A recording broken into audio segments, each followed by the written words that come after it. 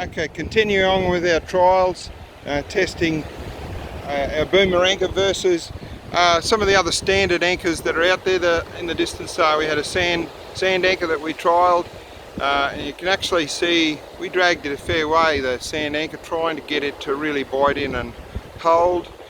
Eventually it did set, and it held well then. This is in sand. It's fairly reasonably stiff sand here on the beach.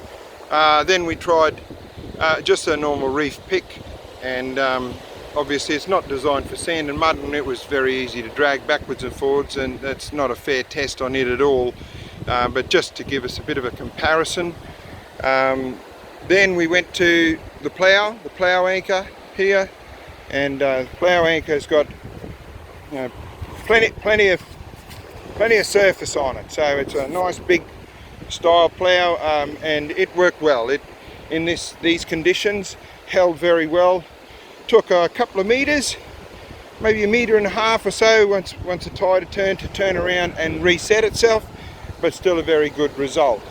So now we come to the boomer anchor, the new design, and it's basically this anchor has its unique features of it. Number one is a patented pin that we have in here, a release mechanism, and you can choose the size of pin that you use, varying to the size of the boat that you have. For example, if it was a smaller tinny, you might use a 2mm shear pin, just something simple that will break if it got caught on a mangrove rock, a mangrove root or something like that, or a rock. This one at the moment we've got here is a 4mm pin that we use, and it can go up to a 5mm pin for quite large boats. Actually, we've done tests to do breakout tests, etc., just so that we've got a really standard breakout process for it. But if that shear pin breaks under extreme pressure, then these fins here just flop back and your anchor releases. But the other unique features to it are, obviously, it's 316 stainless steel. This is a prototype. It was made out of 304 stainless steel, so you will see a little bit of rust on it, but the finished product will be marine grade 316 stainless steel. This is probably the most unique thing about it, after the shear pin, is that it actually has slightly different prongs on it. And the reason for that is because it's an all-purpose anchor. These wider prongs are designed for clearance and to hold in a reef, etc.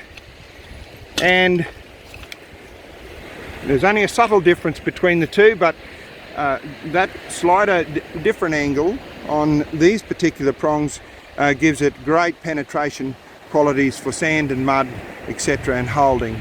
And what happens is, as it penetrates in, these angled fins here start to become brakes, and they hold, and that's what gives it very, very good holding capabilities.